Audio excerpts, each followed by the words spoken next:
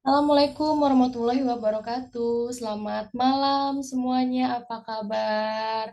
Kembali lagi berjumpa kita di pertemuan ketiga ya hari ini ya. Semoga semuanya tetap selalu semangat ya dalam menjalani aktivitas di bulan puasa ini ya. Baik, langsung saja ya kita share screen untuk pertemuan ketiga ini membahas tentang perencanaan sumber daya manusia ya. Baik, sebelumnya izinkan saya untuk melakukan share screen terlebih dahulu ya, teman-teman.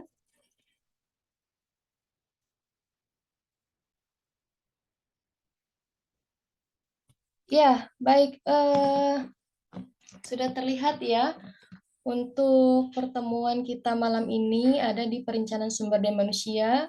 Kita akan membahas mengenai pengertian perencanaan sumber daya manusia, kemudian tujuan, manfaat, serta langkah-langkah dan model daripada perencanaan sumber daya manusia ya.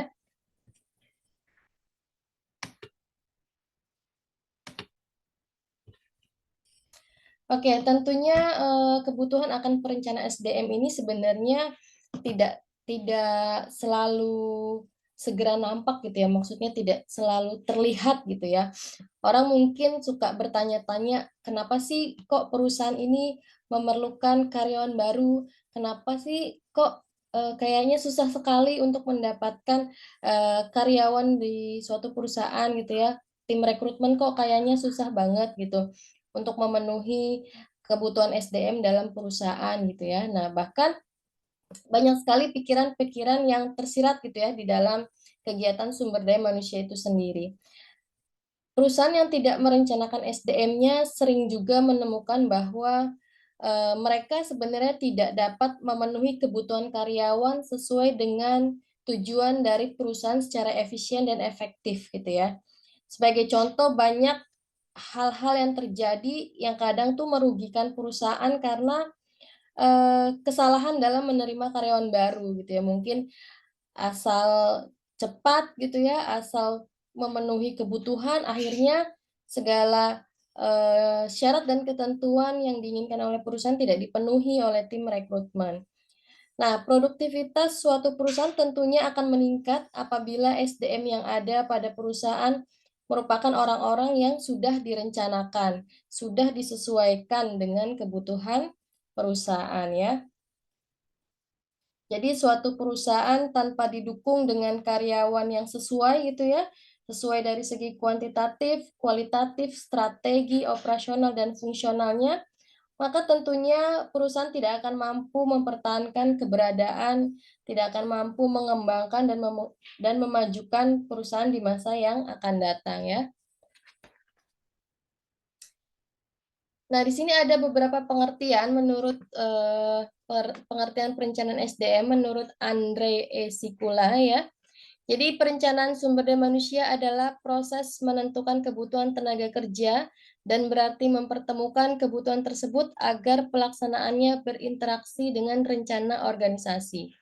Kemudian ada menurut Robert, perencanaan sumber daya manusia adalah proses analisis dan identifikasi tersedianya dan kebutuhan akan sumber daya manusia sehingga organisasi tersebut dapat mencapai tujuan.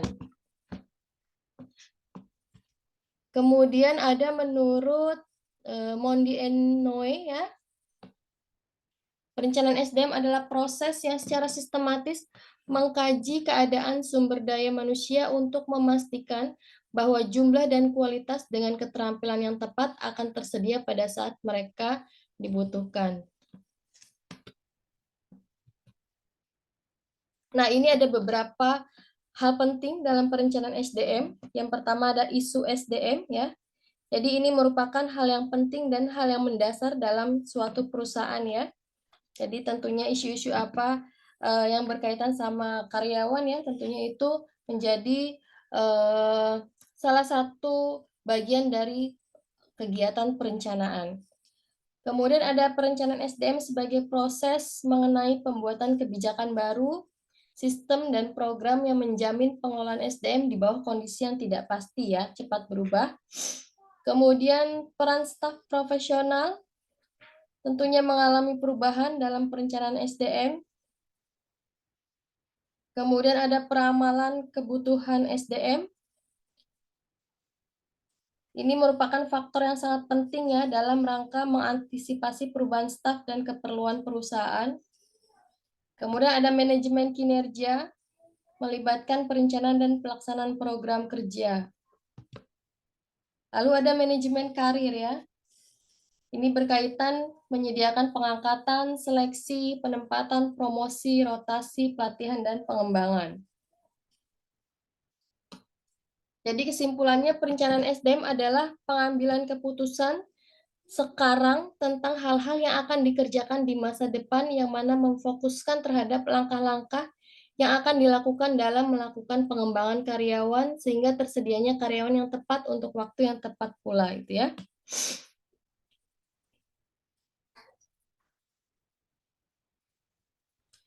Berarti kalau kita berbicara tentang perencanaan SDM ini, yang menjadi fokus perhatian adalah langkah-langkah tertentu ya, strategi-strategi apa yang diambil oleh manajemen guna lebih menjamin bahwa perusahaan ini tersedia SDM yang tepat gitu ya, untuk menduduki berbagai kedudukan, jabatan, dan pekerjaan yang tepat pula gitu. Makanya ada istilah the right man in the right place gitu ya. Nah, tepat dalam hubungan ini juga harus dilihat secara konseptual ya. Dalam arti harus bisa dikaitkan dengan apa namanya? Kewajiban sosial daripada perusahaan ya. Kemudian pencapaian tujuan perusahaan itu sendiri dan pencapaian tujuan-tujuan daripada pribadi karyawan perusahaan yang bersangkutan gitu ya. Tapi kadang perencanaan SDM ini kurang mendapat perhatian ya karena kegiatannya sebagai apa namanya tuh, ada yang menganggap kegiatannya tuh hanya sebagai penunjang kegiatan pokok gitu ya. Padahal perencanaan ini sesungguhnya bisa menentukan bagi keberhasilan perusahaan.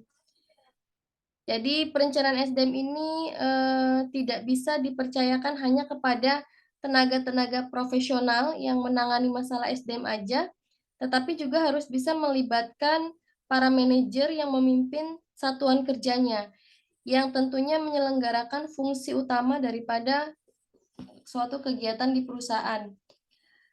Nah, itu kenapa sangat penting, karena ini kan merupakan satu keterlibatan gitu ya. Jadi setiap manajer ini pada dasarnya, termasuk manajer-manajer SDM ini juga kan saling bersinergi untuk mewujudkan tujuan perusahaan. Jadi fungsi tersebut juga harus bisa mencakup perencanaan SDM untuk satuan kerja yang dipimpinnya pada saat bekerja sama dengan para tenaga-tenaga spesialis yang berkecimpung mengenai perencanaan SDM tadi, yang mengelola SDM dalam suatu perusahaan sebagai suatu keseluruhan gitu ya. Kemudian selain itu perhatian terhadap perencanaan SDM juga akan memperluas dimensi fungsi SDM itu sendiri, karena kan itu tadi melibatkan para manajer dalam setiap persoalan tentang karyawannya gitu ya. Jadi terkait dengan sistem dan program baru yang mau dikembangkan, nah itu kan juga perlu masukan-masukan daripada manajer-manajer setiap departemen gitu ya, sehingga lebih mudah gitu untuk melakukan perubahan kebutuhan perusahaan. Jadi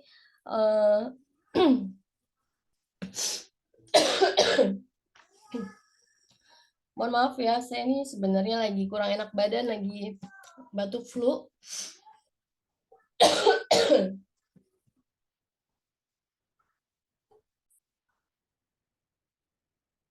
Ya, tadi terkait sama adanya mungkin sistem dan program baru yang harus dikembangkan gitu ya. Artinya perlu ada kerjasama antar manajer-manajer di setiap departemen gitu ya, sehingga apa namanya, lebih mudah untuk mewujudkan perubahan kebutuhan perusahaan, dan tentunya peran profesional karyawan menjadi lebih bisa diarahkan gitu ya kepada peran yang memang bisa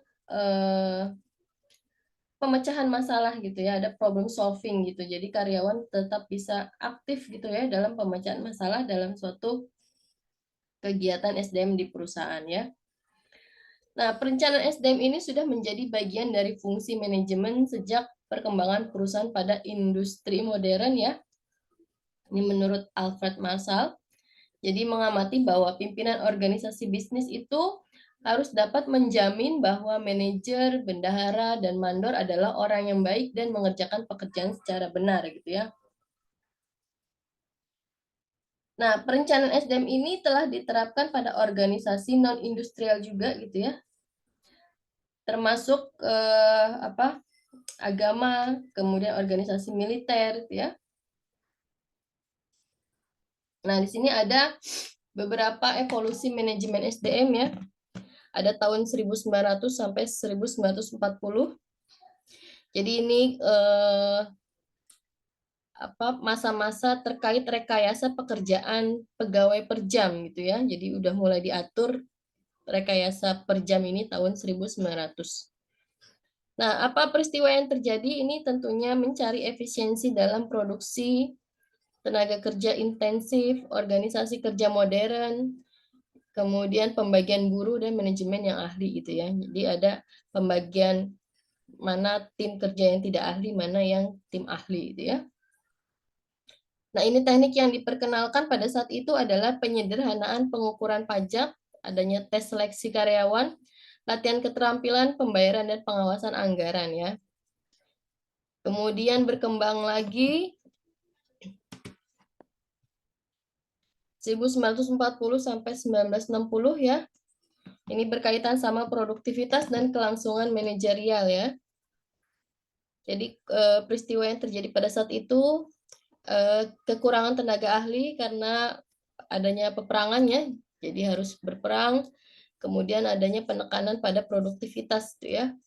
Nah, ini teknik yang dipergunakan adalah skema organisasi dan skema dukungan manajemen, program pengembangan eksekutif pada universitas-universitas, kemudian perubahan gaya kepemimpinan.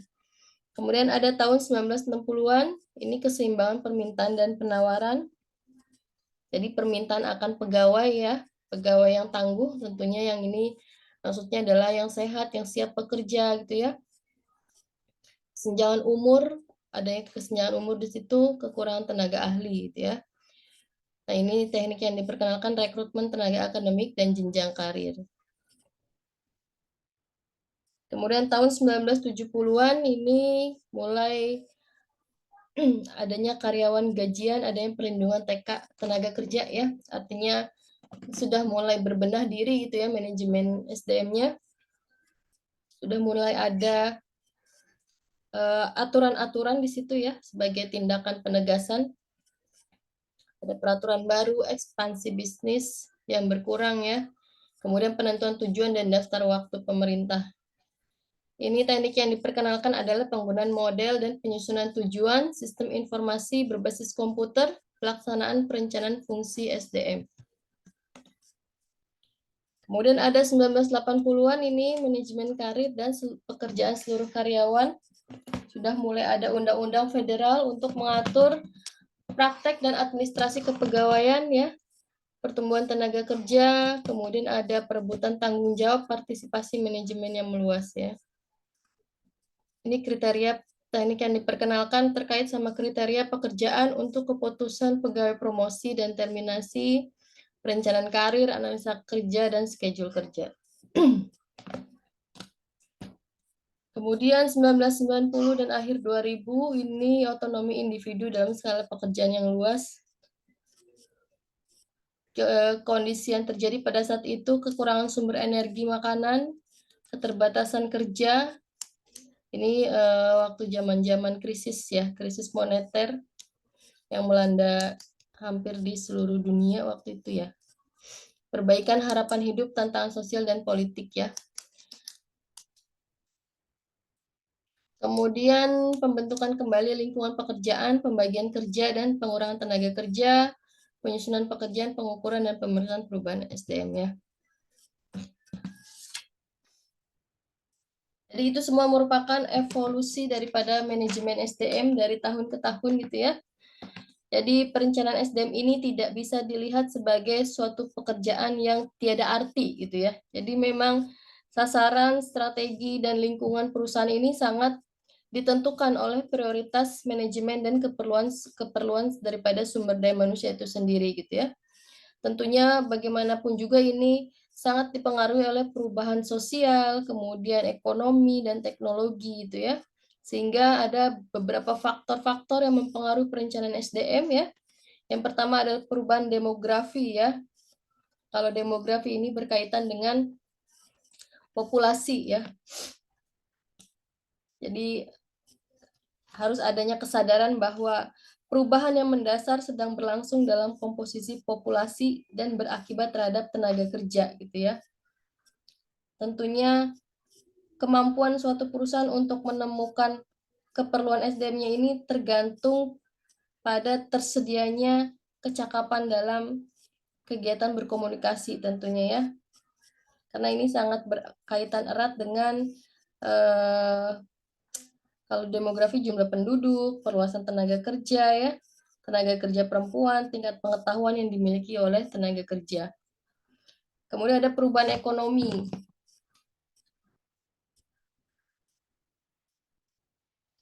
Kondisi ekonomi juga mempengaruhi manajemen sumber daya manusia ya. Inflasi ya sebagai kenyataan hidup. Ini tentunya bisa merusak perencanaan biaya hidup seseorang ya.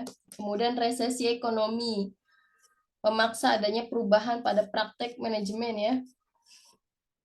Yang kadang juga sering membawa ketidaksesuaian gitu ya.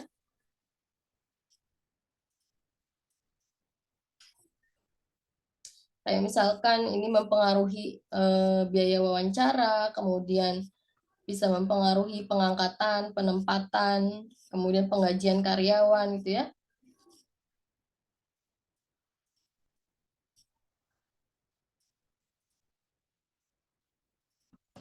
Tentunya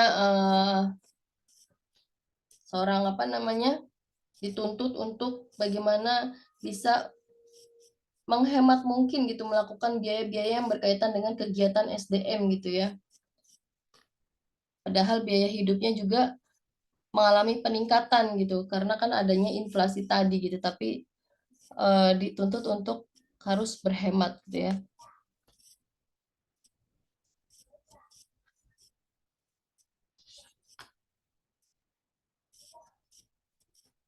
Kemudian ada perubahan teknologi ya. Pengembangan dan penerapan teknologi baru juga berpengaruh besar ya terhadap praktek kegiatan organisasi dan manajemen gitu ya. Pengembangan teknologi yang serba canggih sekarang ini ya di bidang produksi, kemudian ada transportasi, komunikasi, komputer gitu ya. Bahkan obat-obatan dan ilmu tentang kehidupan pun semuanya berkaitan sama teknologi dan ini tentunya telah membawa perubahan gitu ya terhadap fungsi organisasi.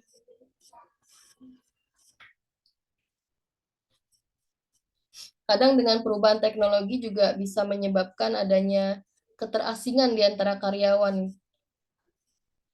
ketertinggalan pengetahuan juga ya, kesulitan dalam penyesuaian terhadap proses adanya teknologi baru ya. Nah, tantangan perencanaan sumber daya manusia ini adalah memfasilitasi proses tadi gitu ya. Kemudian ada peraturan perundang-undangan ya. Kayak kemarin ya, Undang-Undang Cipta Kerja akhirnya disahkan juga ya, yang isinya sebenarnya banyak merugikan rakyat kecil gitu ya, dan banyak menguntungkan pengusaha-pengusaha besar. Yang nggak bisa dipungkiri ya, praktek manajemen SDM semakin dipengaruhi oleh hukum gitu ya.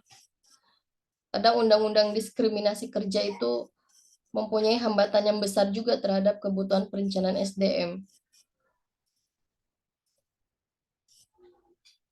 Kemudian ada perubahan perilaku terhadap karir dan pekerjaan ya. Jadi ini masih terkait dengan demografi tadi ya. Karena adanya komposisi demografi tenaga kerja gitu ya. Terus karena adanya perubahan dalam ekonomi, teknologi, kemudian adanya perubahan tadi terhadap peraturan dan undang-undang gitu ya. Sehingga dipengaruhi sikap daripada tenaga kerja. Jadi kadang SDM pun melakukan perubahan perilaku gitu terhadap pekerjaan sehingga bisa mengintervensi manajemen itu sendiri. Yang termasuk ke dalam perubahan perilaku terhadap karir dan pekerjaan adalah perebutan karir dan tuntutan pekerjaan ya. Jadi banyak juga ya apa namanya persaingan di dalam dunia kerja gitu ya. Sehingga setiap orang pengen berada di posisi unggulnya, kadang ada perebutan karir gitu ya. Kadang saling apa saling sikut-sikutan antar antar pekerja ya. Kemudian karena adanya tuntutan pekerjaan ya, jadi sehingga bisa memacu gitu ya perebutan karir itu. Tentunya bagi beberapa pekerja perebutan karir ini bisa menciptakan empati, bisa juga menciptakan nepotisme ya, bisa juga ada yang apa tuh namanya memberikan keuntungan juga bagi karyawan ya. Kemudian ada pola mobilitas ya. Ini terkait sama perpindahan gitu ya.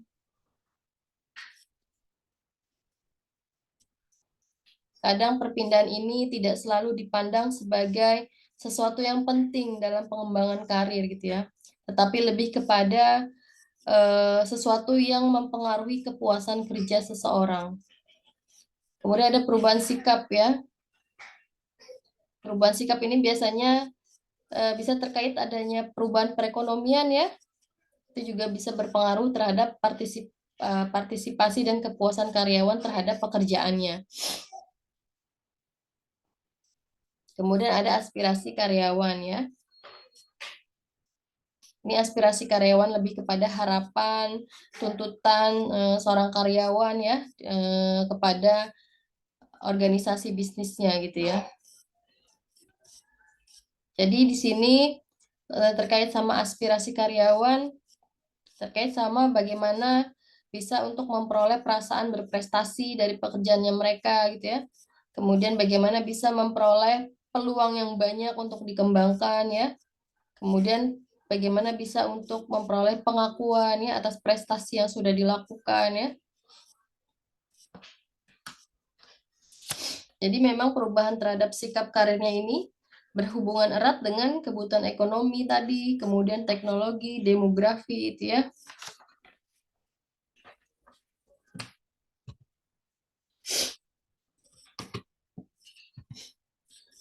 Nah, kemudian pada dasarnya perencanaan ini merupakan satu kegiatan berpikir ya.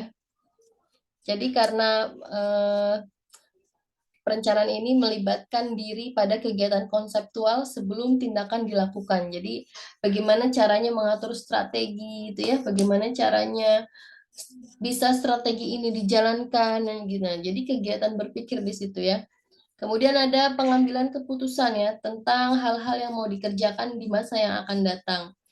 Kemudian meletakkan dasar-dasar rasional ini berkaitan sama kegiatan di masa depan dengan tujuan tentunya untuk mempengaruhi, mengendalikan perubahan yang diduga akan terjadi.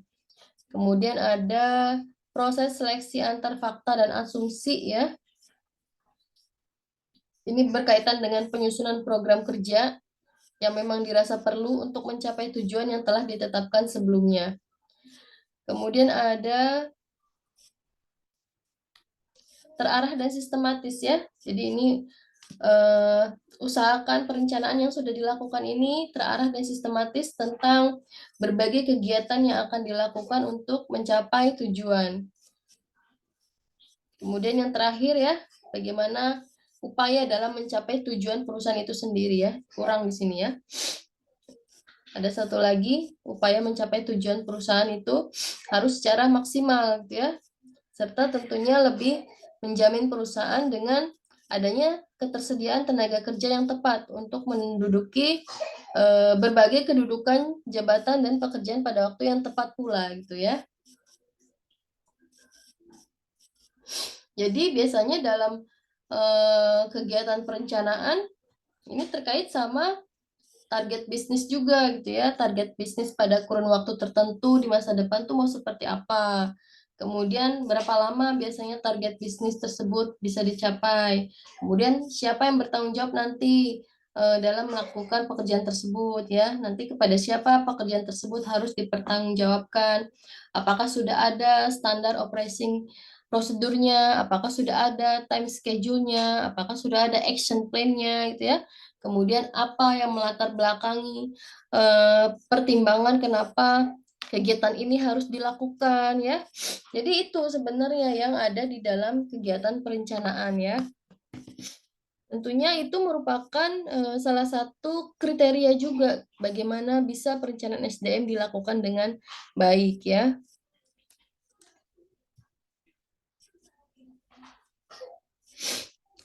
Nah, perencanaan SDM ini kan menentukan kualifikasi SDM ya yang dibutuhkan perusahaan baik dalam jangka pendek, menengah ataupun jangka panjang, termasuk juga jumlah SDM yang dibutuhkan untuk tercapainya tujuan perusahaan ya. Jadi memang manajer SDM dituntut untuk mampu memprediksi gitu ya suplai dan permintaan terhadap SDM ya.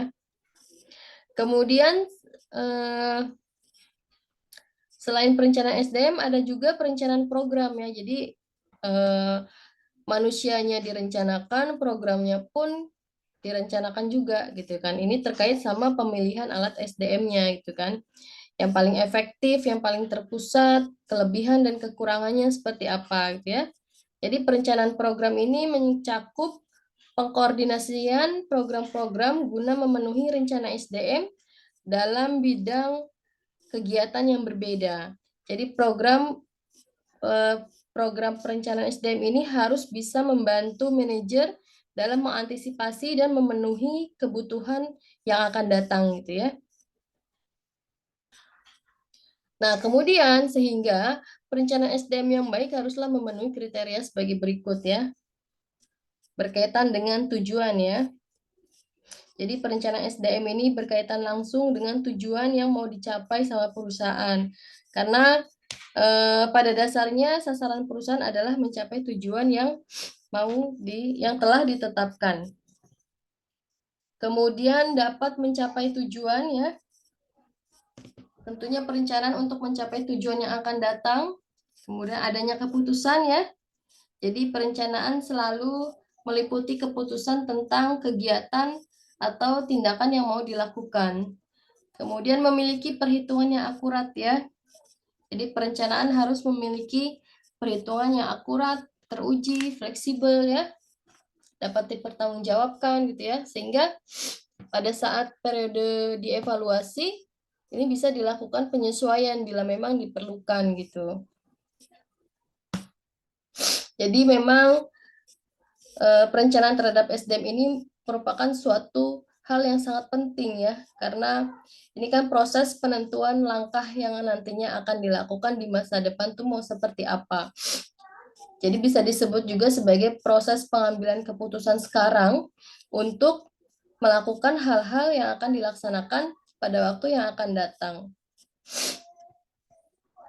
Nah, ini ada beberapa syarat yang harus dipenuhi sehingga perencanaan SDM bisa dikatakan lebih baik gitu ya.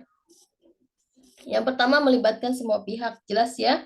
Jadi memang seperti tadi sudah dibahas, jadi fungsi daripada manajemen SDM tidak bisa berjalan sendiri ya, harus didukung dengan fungsi-fungsi lain yang ada di dalam organisasi ya. Kemudian harus didukung dengan setiap manajer yang ada di masing-masing departemen ya.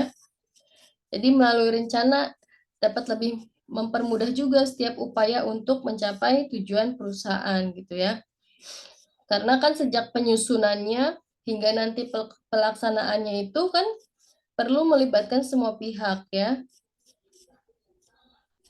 Kemudian ada ditangani oleh ahlinya ya.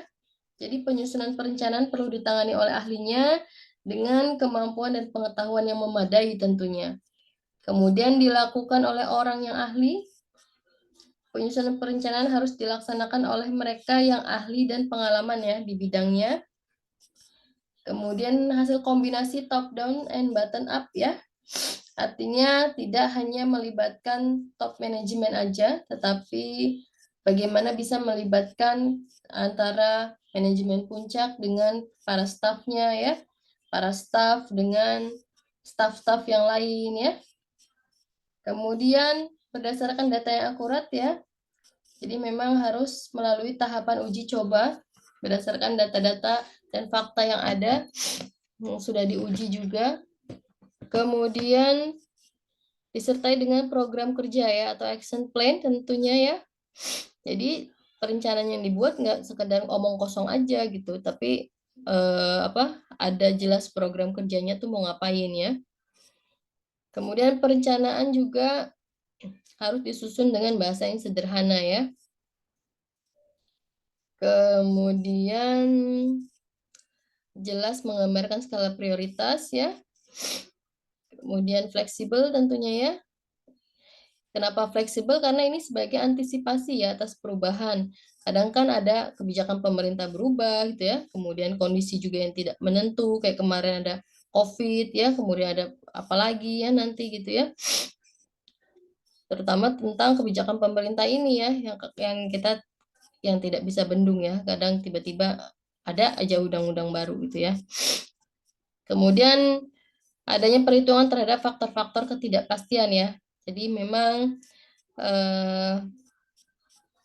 dalam penyusunan perencanaan memang harus diperhitungkan kemungkinan faktor-faktor yang tidak pasti ya.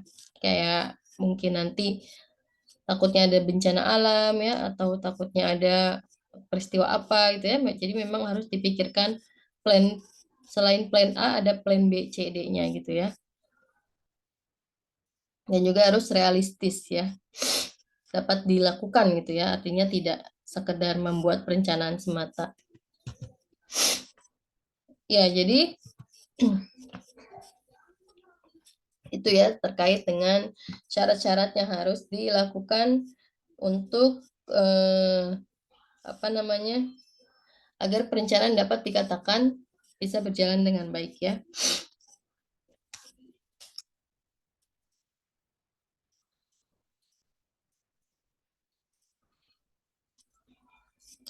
Nah, dalam hal ini juga mungkin terdapat ada beberapa manfaat ya yang bisa dipetik melalui perencanaan SDM ya. Yang pertama, dapat memanfaatkan SDM secara lebih baik ya. Manfaat perencanaan SDM yang pertama. Jadi ini memang sesuatu hal yang wajar ya apabila seseorang mengambil keputusan tentang masa depan yang diinginkan, ia juga bisa berangkat dari kekuatan dan kemampuan yang sudah dimilikinya sekarang gitu ya. Berarti perencanaan SDM pun perlu diawali dengan kegiatan inventarisasi tentang SDM yang sudah ada di dalam perusahaan.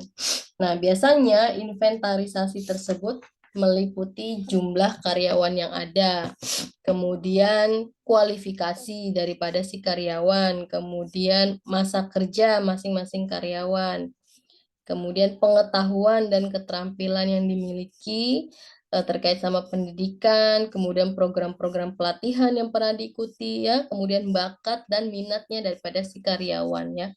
Jadi ini sebagai acuan kita untuk bisa memanfaatkan SDM secara lebih baik karena kita tahu backgroundnya SDM itu seperti apa melalui inventaris SDM tadi ya. Jadi memang hasil inventarisasi ini sangat penting gitu ya.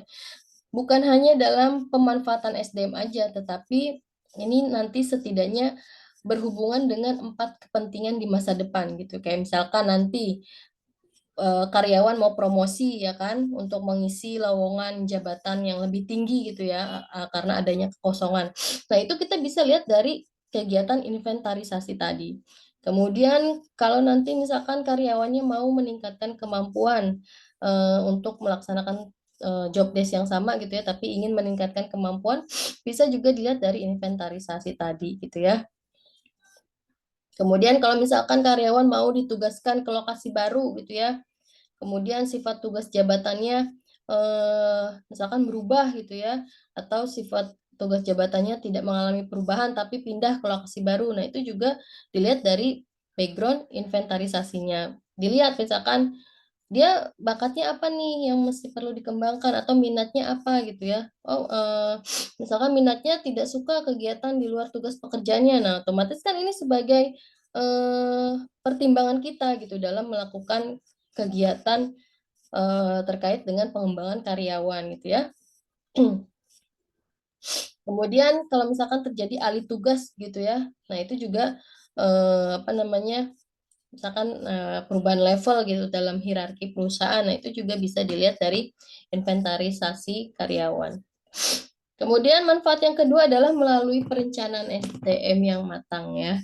Jadi efektivitas kerja juga bisa lebih ditingkatkan lagi ya apabila si SDM-nya ini telah sesuai dengan kebutuhan perusahaan. Jadi memang SOP itu penting ya sebagai pedoman kerja yang harus dimiliki gitu ya. Karena kan SOP ini kan berkaitan sama suasana kerja ya, kemudian apa namanya perangkat kerja daripada tugas masing-masing karyawan itu seperti apa ya. Kemudian terkait sama jaminan keselamatan kerjanya bagaimana gitu ya. Jadi semua sistem ini telah berjalan dengan baik, telah bisa diterapkan dengan baik gitu ya. Kalau SDM-nya ini memang bekerja sesuai dengan SOP yang ada gitu ya. Kemudian produktivitas lebih ditingkatkan ya. Jadi memang kalau misalkan kita memiliki data tentang pengetahuannya si SDM, pekerjaannya bagaimana, kemudian pelatihan apa saja yang sudah diikuti, otomatis kan apa namanya bisa mendorong karyawan untuk meningkatkan produktivitas kerjanya gitu ya.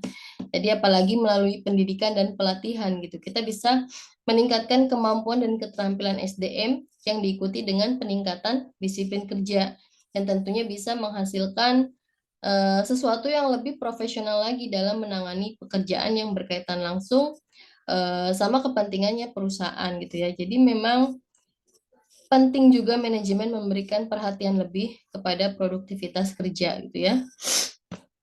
Karena kan eh, contohnya misalkan perusahaan sebagai produsen gitu ya yang menghasilkan produk dan jasa yang tujuannya untuk memenuhi kebutuhan konsumen gitu ya. Otomatis kan harus punya karyawan yang memiliki produktif kerja yang tinggi gitu agar bisa apa namanya memenuhi perusahaan untuk bisa menghasilkan produk dan jasa yang sesuai gitu ya. Kemudian penentuan kebutuhan tenaga kerja di masa depan ya. Jadi perencanaan SDM berkaitan dengan penentuan kebutuhan tenaga kerja di masa depan. Eh, baik dalam arti jumlah atau juga kualifikasinya ya terkait untuk mengisi berbagai jabatan, kemudian untuk menyelenggarakan berbagai aktivitas baru ya. Jadi memang hal ini berarti si perusahaan memperoleh karyawan yang benar-benar sesuai dengan kebutuhan daripada si perusahaan ya. Dan tentunya harus diperhatikan juga terkait sama tujuan dan sasaran strateginya perusahaan yang mau dicapai itu seperti apa ya. Kemudian karyawan yang sudah bekerja di perusahaan dilihat bukan hanya dari segi jumlah dan tugasnya sekarang aja, tetapi juga harus bisa dilihat potensi yang dia miliki itu seperti apa, yang nantinya bisa dikembangkan, sehingga bisa si karyawan tersebut bisa melakukan tugas baru nantinya yang memang mungkin tugas baru yang lebih berat ya, artinya ada promosi di situ nantinya ya. Kemudian ada penanganan informasi ketenaga kerjaan ya. Nah, jadi salah satu apa namanya segi manajemen SDM yang sekarang ini adalah semakin pentingnya terkait dengan penanganan informasi tenaga kerja. Jadi informasi ketenaga kerjaan ini cukup banyak ya, mencakupnya itu banyak hal gitu ya. Tersedianya informasi yang cepat dan akurat ini juga semakin penting bagi perusahaan gitu ya. Terutama perusahaan yang memiliki SDM yang banyak, apalagi yang punya cabang apa anak perusahaan yang tersebar di berbagai tempat gitu ya.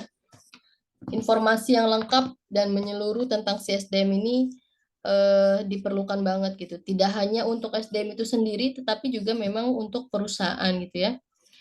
Jadi dengan adanya informasi ini tentunya bisa memudahkan manajemen dalam melakukan perencanaan SDM ya, serta bisa eh, apa namanya memenuhi kebutuhan SDM saat ini dan di masa yang akan datang gitu ya. Makanya penting banget sistem informasi SDM atau Human Resource Information System ya.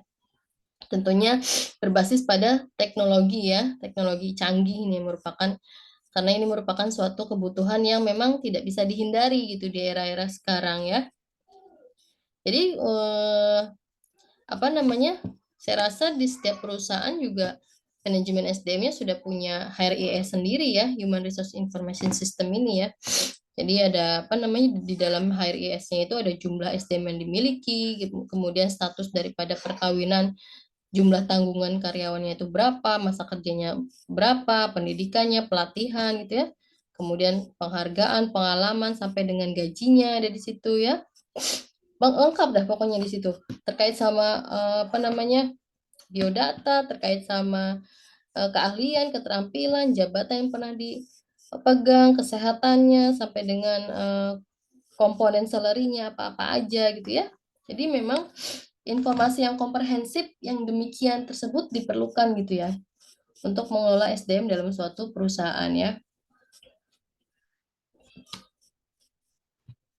Kemudian ada kebutuhan penelitian ya.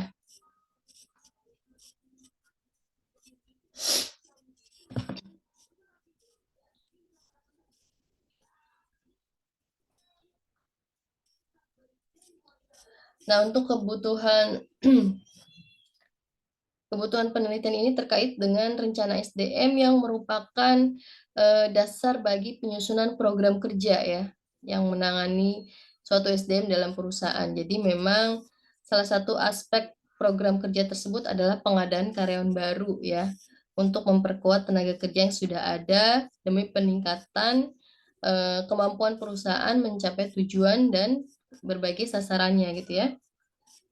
Jadi memang terkadang kita sukar gitu ya, apa kesulitan gitu untuk menyusun program kerja yang realistis itu seperti apa gitu. Akhirnya kan kadang ada beberapa yang eh, butuh diteliti dulu nih program kerjanya bagaimana gitu ya. Kira-kira cocok apa enggak di apa namanya diaplikasikan di suatu perusahaan ya. Itu terkait sama kebutuhan penelitian. Kemudian ada eh, dasar dalam penyusunan program ya. Ini acuan dalam menyusun program pengembangan SDM ya. Jadi perencanaan SDM ini bisa dijadikan sebagai salah satu acuan gitu ya. Tetapi bisa juga dari sumber lain juga gitu, nggak mesti dari perencanaan juga, tapi ada dari sumber lain yang terkait sama acuan penyusunan program gitu ya. Kemudian untuk mengetahui pasar tenaga kerja ya.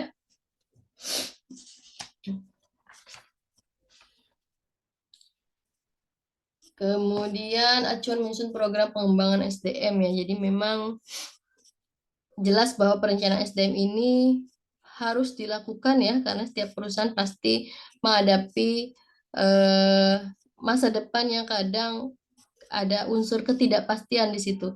Dan kadang ada keterbatasan sumber daya manusia juga yang dimiliki itu ya. Sehingga melalui perencanaan SDM ini perusahaan dapat bisa diharapkan bisa mengoptimalkan SDM yang sudah ada ya dengan sebaik mungkin sehingga efisiensi, efektivitas serta produktivitas perusahaan bisa ditingkatkan ya. Kadang kan perencanaan SDM ini kan dirancang untuk kebutuhan tenaga kerja di masa depan gitu ya, baik dalam jumlah dan kualifikasinya untuk mengisi berbagai jabatan ya, untuk memperoleh tenaga kerja yang sesuai dengan kebutuhan. Jadi memang harus diperhatikan juga gitu ya, tujuan dan sasaran strategi yang mau dicapai itu dalam kurun waktu tertentu tuh seperti apa ya. Jadi sehingga pada saat melakukan perencanaan SDM ini juga bisa membantu perusahaan membuat sasaran-sasaran strategi yang terfokus gitu ya.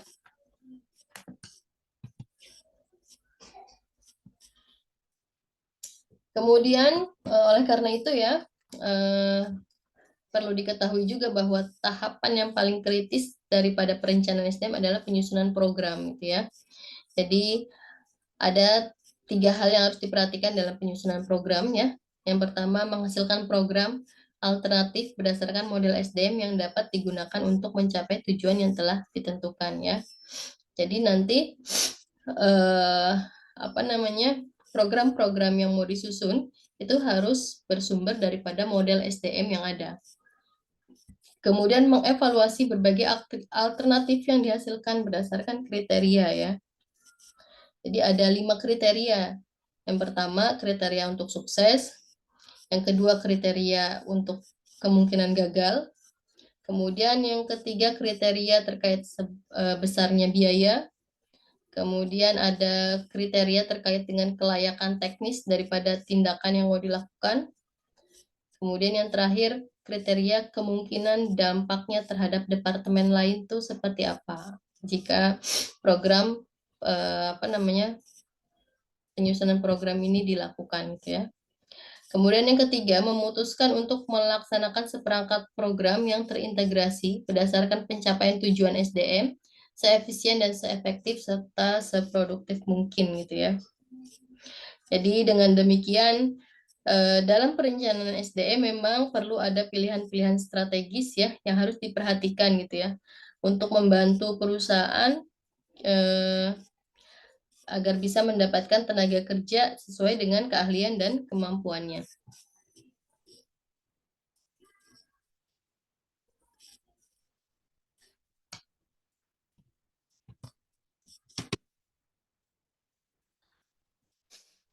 Nah, kemudian ada tujuan perencanaan SDM ya. Yang pertama untuk menentukan kualitas dan kuantitas karyawan yang akan mengisi semua jabatan. Kemudian untuk menjamin tersedianya tenaga kerja masa kini maupun masa depan, menghindari adanya mismanagement, mempermudah koordinasi, menghindari kekurangan dan kelebihan tenaga kerja, pedoman dalam menentukan program SDM.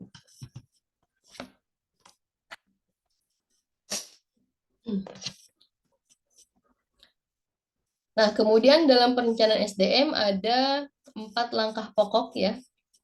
Yang pertama ada perencanaan untuk kebutuhan masa depan ya. Jadi memang beberapa orang dengan kemampuan yang dibutuhkan perusahaan ini harus bisa dipertahankan dalam suatu jangka waktu yang tidak bisa dipastikan gitu ya. Karena ini berkaitan sama perkiraan untuk masa depan gitu ya. Jadi orang-orang yang memiliki talenta bagus, yang memiliki potensi berkembangnya baik gitu ya. Ini harus dipertahankan oleh perusahaan karena ini sebagai perencanaan untuk kebutuhan masa depan gitu ya. Kemudian yang kedua, perencanaan untuk keseimbangan masa depan ya. Jadi berapa banyak SDM yang ada sekarang yang dapat diharapkan untuk bisa tetap tinggal di dalam perusahaan gitu ya. Jadi selisih antara angka ini dengan angka yang akan dibutuhkan oleh perusahaan, tentunya ini menentukan langkah berikutnya. Kemudian yang ketiga, perencanaan untuk pengadaan dan seleksi atau pemberhentian sementara. Jadi bagaimana perusahaan dapat mencapai jumlah SDM yang akan diperlukan ya. Kemudian perencanaan untuk pengembangan. Jadi bagaimana seharusnya pelatihan dan penyesuaian SDM dalam perusahaan ini diatur sehingga perusahaan akan terjamin dalam pengisian yang kontinu, tenaga-tenaga yang berpengalaman dan berkualitas. Nah, kemudian ada tantangan perencanaan SDM ya. Jadi memang tadi kadang perencanaan SDM itu dianggap sebelah mata gitu ya, yang ternyata sebenarnya itu sesuatu yang mutlak dan harus dilakukan gitu ya, untuk lebih menjamin bahwa setiap perusahaan itu semakin mampu gitu untuk memperhitungkan faktor-faktor yang berpengaruh terhadap kehidupan perusahaan yang bersangkutan di masa depan gitu ya. Jadi setiap perusahaan bisa dipastikan akan menghadapi berbagai macam tantangan gitu ya yang berkaitan sama kehidupan daripada perusahaan itu sendiri. Jadi banyak dinamikanya gitu ya, termasuk tantangan di bidang SDM-nya pun banyak gitu. Nah, di sini ada tantangan eksternal ya. Jadi tantangan eksternal ini adalah berbagai hal terkait sama pertumbuhan atau perkembangan yang berada di luar kemampuan perusahaan untuk mengendalikannya gitu ya. Yang pertama ada aspek peluang ya. Jadi kalau aspek peluang ini bagaimana kemampuan manajer SDM dalam melihat peluang yang ada di hadapannya yang perlu diraih, yang kemudian bisa memanfaatkan peluang tersebut seoptimal mungkin gitu ya. Kadang tidak semua orang mampu melihat peluang gitu, sekaligus bisa memanfaatkan peluang tersebut. Nah, di sini diperlukan keahlian gitu sehingga bisa memperoleh manfaat yang optimal bagi perusahaan. Jadi pada dasarnya peluang adalah sekaligus merupakan tantangan juga bagi perusahaan karena dituntut untuk bagaimana caranya bisa memanfaatkan itu peluang gitu ya. Kemudian aspek ancaman ya. Jadi sama dengan peluang ya, ini juga kita tidak bisa menghindari bahwa sewaktu-waktu kapanpun gitu ya, kadang bisa terjadi yang mengancam sesuatu kondisi yang mengancam bisnis perusahaan gitu ya. Kemudian aspek ekonomi ada kayak tadi resesi, inflasi gitu ya, krisis moneter ya, nilai tukar lah, tingkat pengangguran ya, itu juga bisa berpengaruh terhadap bisnis perusahaan ya. Kemudian ada aspek sosial ya, ada pergeseran nilai sosial ya yang dianut dalam suatu masyarakat, adanya perubahan pola hidup gitu ya, itu juga bisa berpengaruh terhadap manajemen SDM ya.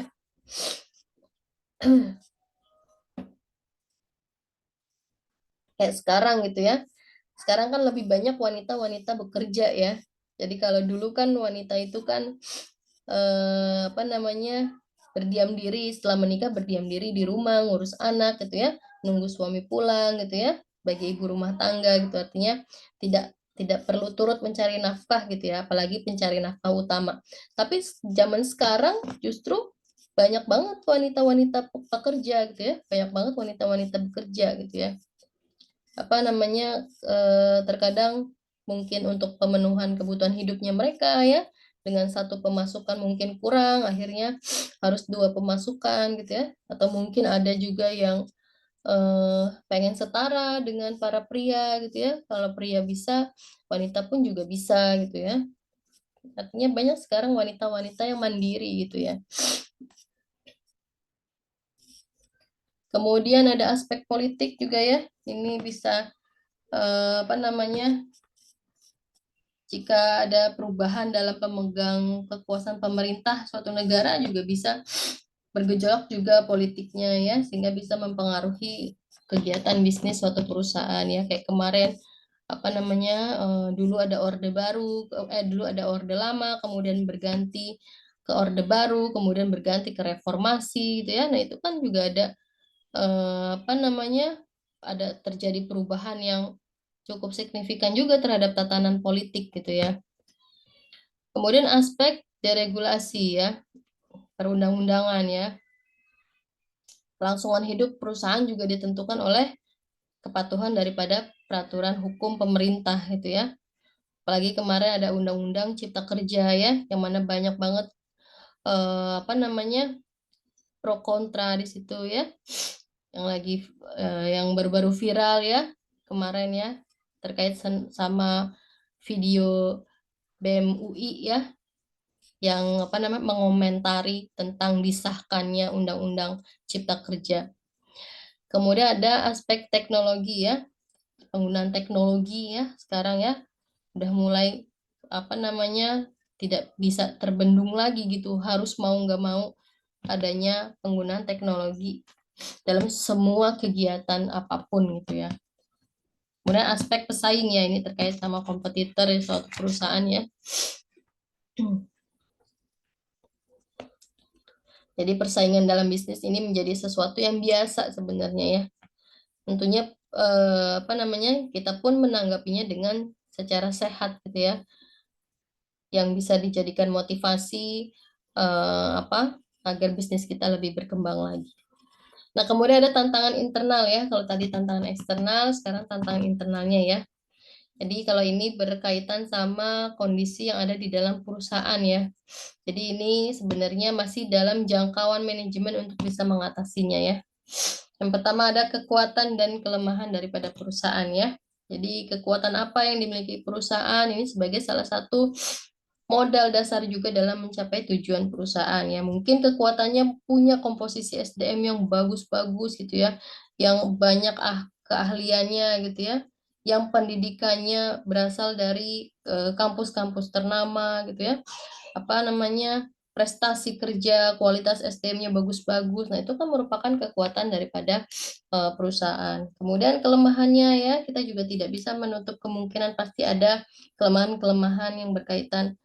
Tidak semua mungkin ada beberapa SDM yang kualitas kerjanya kurang ya, atau juga ada yang SDM yang tidak mendukung terhadap era perubahannya perusahaan, ya banyak ya kelemahan-kelemahannya. Mungkin dari segi modal juga ya, kualitas dari bisnisnya juga ya banyak. Kemudian rencana kerja dan anggaran ya, tadi ya terkait modal juga ya. Kemudian ada pengembangan usaha ya, jadi dalam upaya pengembangan usaha ini juga berpengaruh terhadap perencanaan SDM ya, sehingga ketika pengembangan usaha akan dilakukan, maka harus tersedia juga SDM yang sesuai dengan kebutuhan. Kemudian rencana strategis ya. Di ini setiap keputusan yang diambil oleh manajemen ini sudah dipastikan akan berpengaruh kepada perencanaan SDM gitu ya. Artinya besar kecilnya keputusan yang akan diambil oleh manajemen sudah bisa dipastikan akan berpengaruh juga terhadap kebijakan SDM ya. Keputusan strategis manajemen ini bisa merubah pola bisnis gitu ya. Jadi mungkin yang tadinya retail oriented bisa beralih kepada corporate oriented gitu ya. Nah, secara tidak langsung kan juga akan mengubah kualifikasi SDM yang disediakan gitu ya. Karena apa? Karena untuk mendukung kebijakan strategi daripada perubahan tadi, rencana strategis tadi yang disusun oleh manajemen ya. Nah, itu terkait dengan tantangan perencanaan SDM. Nah, kemudian beberapa hal yang harus diperhatikan dalam pelaksanaan perencanaan SDM. Yang pertama, munculnya perencanaan SDM menunjukkan semakin meluasnya misi dan fungsi SDM. Jelas ya, karena dengan adanya perencanaan SDM, tentunya banyak sekali program-program yang harus dilakukan oleh manajemen SDM terkait dengan pengembangan karyawan untuk memenuhi kebutuhannya perusahaan ya, sehingga tujuan perusahaan bisa tercapai. Otomatis banyak sekali agenda-agenda yang dilakukan oleh manajemen SDM. Kemudian peran-peran staf baru juga ya, ini kan mulai ada mulai dilirik juga ya. Jadi kita tidak bisa membutuhkan staf yang pasif gitu. Artinya peranan daripada staf-staf pun diperlukan gitu ya, staf yang dinamis, yang aktif, yang inovasi itu ya. Kemudian profesional manajemen SDM ya untuk mengisi berbagai peran tentunya tergantung pada tugas dan prioritas daripada si organisasi ya. Jadi tujuan daripada aktivitas yang menghadirkan peran utama ini merupakan hal yang biasa juga sebenarnya dalam pengkajian manajemen SDM ya. Kemudian aktivitas yang diceklis dalam kegiatan manajemen SDM ya. Jadi biasanya ini menunjukkan peran tertentu yang harus dilakukan itu seperti apa. Kemudian keterampilan dan peran konsultasi ya. Ini berpengaruh dalam pelaksanaan perubahan dalam manajemen SDM ya. Jadi perencanaan SDM ini memang tergantung kepada implementasinya ya. Walaupun kadang mengalami kesulitan dalam pelaksanaannya, itu masih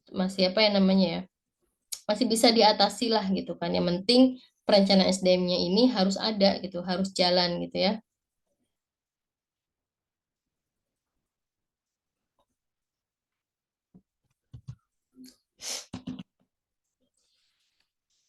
Nah, kemudian ini ada beberapa aktivitas dalam perencanaan SDM ya.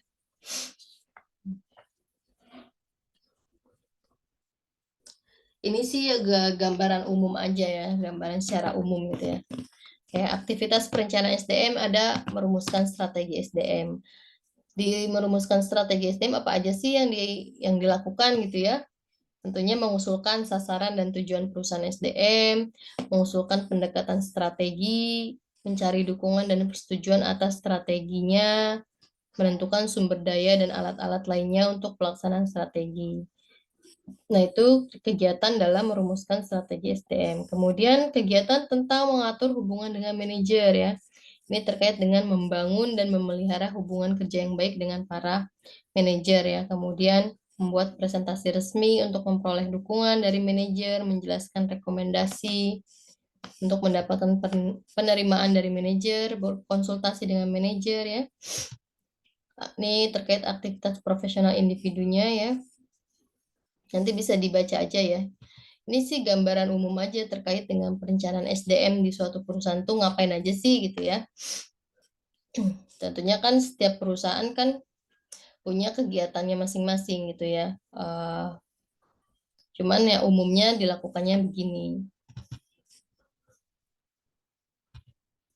Bagaimana mengatur dan mengembangkan karyawan, ya tentunya merancang dan mengembangkan sistem penilaian kerja, kemudian membimbing dan melatih karyawan secara individu ya, mengamati rencana perkembangan, memelihara job rekrutmen dan tangga karir ya.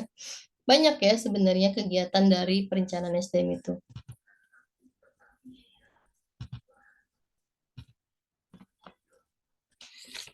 Nah, kemudian ada teknik perencanaan SDM ya. Jadi teknik perencanaan SDM ini terbagi dua ya. Jadi ada non ilmiah dan ilmiah ya. Apa sih yang membedakan gitu ya? Jadi teknik non ilmiah ini diartikan bahwa perencanaan SDM hanya didasarkan atas pengalaman saja, pengalaman, imajinasi, dan perkiraan-perkiraan perencanaan. Jadi kalau perencanaan SDM semacam ini tentu resikonya cukup besar ya karena kualitas dan kuantitas SDM-nya tidak sesuai dengan kebutuhan perusahaan. Sehingga bisa timbul adanya mismanagement dan pemborosan yang akhirnya bisa merugikan perusahaan. Karena berdasarkan pengalaman aja, berdasarkan dia punya perkiraan-perkiraan perencanaan aja gitu ya, tanpa ada dukungan-dukungan dari kategori-kategori lain gitu ya. Kemudian ada teknik ilmiah. Kalau teknik ilmiah ini perencanaan SDM-nya dilakukan berdasarkan hasil analisa dan data, informasi, peramalan ya, perencanaan yang baik gitu ya. Artinya perencanaan SDM semacam ini resikonya lebih kecil gitu karena segala sesuatunya itu telah diperhitungkan. Jadi pada teknik ilmiah ini ada data dan informasi yang harus akurat gitu serta harus dianalisa dulu dengan baik dan benar ya. Kemudian ada sistem perencanaan SDM, ada sistem estimasi suplai eksternal, ada sistem suplai internal ya. Jadi sistem suplai internal ini dilakukan untuk menghitung karyawan yang ada, tetapi untuk apa namanya tuh, tetapi juga untuk mengaudit, untuk mengevaluasi kemampuan-kemampuan mereka gitu. Jadi kita menghitung karyawan yang ada nih sekarang berapa, kemudian kita evaluasi kemampuan-kemampuannya mereka gitu ya. Nah, informasi untuk penugasan kepada karyawan-karyawan tertentu ini bisa untuk mengisi lowongan-lowongan pekerjaan di masa yang akan datang gitu ya. Jadi setelah kenapa dilakukan dihitung karyawan yang ada sekarang, kemudian dilakukan audit dan evaluasi terhadap kemampuan mereka, tujuannya adalah untuk ketika kita punya posisi-posisi yang kosong gitu ya di waktu yang akan datang, artinya ada promosi jabatan di situ. Nah, kita bisa menugaskan pada karyawan-karyawan yang sudah kita evaluasi kemampuannya tadi, gitu ya. Kemudian ada estimasi suplai eksternal ya. Jadi kalau estimasi suplai eksternal ini berkaitan gini, tidak semua lowongan yang dipenuhi ini terdapat apa namanya SDM-nya memenuhi gitu ya. Artinya tidak semua lowongan bisa dipenuhi oleh ketersediaan SDM yang ada gitu ya. Artinya apa? Artinya kebutuhan SDM yang harus dipenuhi dari sumber suplai eksternal ini bisa diperoleh dengan menganalisa pasar dulu, pasar tenaga kerja gitu ya. Selain perlu untuk memperhatikan tren kondisi demografis dan sikap masyarakat terhadap perusahaan, dan ini juga penting juga untuk melihat seperti apa sih nantinya karyawan ketika menduduki posisi-posisi kosong yang diperlukan gitu. Artinya eh, suplai eksternalnya apa namanya? Apabila ada posisi yang kosong, ini bisa diambil dari luar gitu ya. tidak, kalau yang tadi kan bisa dari dalam, ya kan, karena kita kan mengevaluasi potensi-potensi atau kemampuan yang ada daripada si karyawan. Artinya dari dalam dulu diupayakan. Tetapi kalau yang suplai eksternal ini kita tidak bisa melihat hanya dari dalam aja gitu. Artinya kita perlu merekrut orang luar untuk menduduki posisi-posisi yang kosong yang ada di suatu perusahaan gitu. Bukan berarti kita tidak percaya dengan orang yang ada di dalam, tapi memang ada beberapa perusahaan yang tidak melakukan itu gitu ya. Ada beberapa perusahaan yang ketika ada promosi jabatan, dia mengupayakan yang dari dalam dulu gitu. Artinya ada jenjang karir ya di situ. Tetapi ada juga perusahaan yang ketika ada posisi eh, jabatan yang kosong, kayak misalkan manajer gitu ya. Nah, itu dia langsung ngambil dari luar yang memang dia pengennya sudah mateng lah ibaratnya, udah nggak mau ngajarin lagi, memang sudah berpengalaman dengan manajer gitu ya. Kalau yang suplai internal kan kita kan masih harus seleksi lagi ya kan, kita masih harus evaluasi kira-kira dia berpotensi nggak untuk jadi manajer. Kemudian nanti ketika dipromosikan jadi manajer harus dilakukan pelatihan dulu, harus ikut uji coba dulu. Nah gitu ya. Jadi memang ada beberapa perusahaan yang suplainya internal, ada juga suplainya eksternal untuk memenuhi kebutuhan daripada apa tuh namanya ketersediaan SDM ya. Nah, kemudian ada model perencanaan SDM ya. Nah, ini ada model perencanaan SDM, ada sasaran SDM, perencanaan, anggaran SDM, estimasi SDM, program kegiatan SDM ya. Jadi model daripada perencanaan SDM ini terdiri dari 5 komponen tadi ya. Sasaran, kemudian perencanaan, anggaran, kemudian estimasi ya, apa namanya perkiraan kebutuhan SDM dan pelaksanaan program SDM ya. Jadi pada dasarnya perencanaan SDM adalah untuk memenuhi pencapaian tujuan daripada sasaran seperti yang digambar ini ya. Jadi perencanaan SDM ini merupakan satu bagian daripada keseluruhan jaringan kegiatan manajemen SDM yang tentunya saling berhubungan. Jadi sebagaimana kita bisa lihat di sini ya, di gambar ini, di model ini ya. Jadi gimana sasaran SDM-nya seperti apa gitu ya. Misalkan tentunya ini bisa dipakai untuk setiap fungsi di manajemen SDM ya. Kayak misalkan contohnya divisi pelatihan dan pengembangan ya. Model perencanaan SDM-nya seperti apa? Sasaran SDM-nya pertama, tentunya pengennya mempunyai SDM yang bertalenta, yang bagus potensinya gitu ya. Nah, perencanaannya ngapain supaya bisa mewujudkan sasaran SDM? Yang pertama mungkin memberikan pelatihan kepada karyawan yang punya potensi-potensi bagus. Kemudian melakukan assessment ya terhadap karyawan yang bersedia mengikuti assessment. Nah, kemudian tentunya kegiatan perencanaan tadi yang sudah disusun harus ada anggaran SDM-nya. Nah, kira-kira buat pelatihan nanti berapa, buat kegiatan assessment berapa gitu ya. Nah, kemudian estimasi SDM. Estimasi SDM ini berkaitan terhadap jumlah orangnya. Misalkan berapa orang nanti yang mau diikutkan pelatihan gitu ya. Kemudian berapa orang nanti yang mau diikutkan assessment. Nah, program kegiatan SDM-nya apa aja. Nanti ketika pelatihan, programnya misalkan oh ini pelatihan menjadi leadership. Nanti kegiatannya apa-apa aja yang berkaitan dengan pelatihan leadership. Oh, ini nanti ikut kegiatan pelatihan tentang supervisor payroll. Oh, kegiatannya apa aja nih yang berkaitan sama pelatihan supervisor payroll? Oh, apa namanya?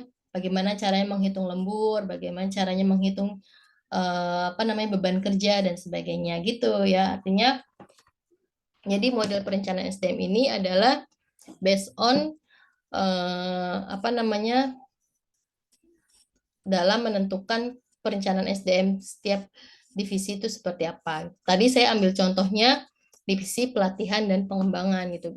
Nah, tentunya berbeda dengan divisi rekrutmen. Misalkan divisi rekrutmen, model perencanaan SDM-nya seperti apa? Yang pertama tadi sasaran SDM. divisi rekrutmen punya sasaran SDM yang seperti apa? Oh, tentunya harus mampu merekrut karyawan yang sesuai dengan ketentuan perusahaan, kebutuhan perusahaan gitu ya.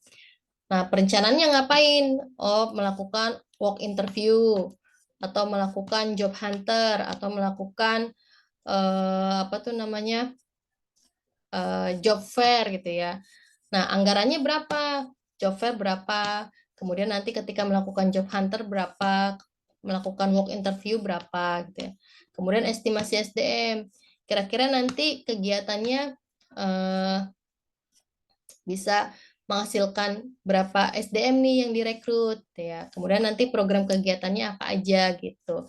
Jadi beda-beda ya, tergantung divisinya masing-masing itu punya model background apa ya background. Based on model perencanaannya harus seperti ini. Cuman kan di dalamnya seperti apa itu tergantung visi misi daripada masing-masing divisi gitu ya.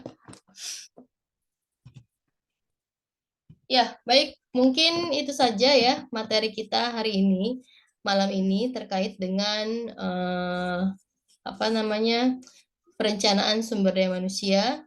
Semoga bisa dipahami, semoga bisa dimengerti dan menjadikan eh, wawasan baru terkait dengan perencanaan sumber daya manusia yang terjadi di eh, perusahaan gitu ya. Silakan yang mau sharing, silakan yang mau diskusi, tukar pikiran. Nanti akan ada kolom diskusi di e-learning ya, seperti biasa. Terima kasih untuk teman-teman mahasiswa yang sudah mendengarkan sampai akhir, yang sudah menyimak materi pada malam hari ini. Tetap semangat dalam menjalani kegiatan selama bulan Ramadan ini ya. Semoga puasanya lancar terus sampai nanti menuju Idul Fitri ya. Terima kasih sekali lagi. Selamat melanjutkan perkuliahan di e-learning. Selamat malam. Assalamualaikum warahmatullahi wabarakatuh.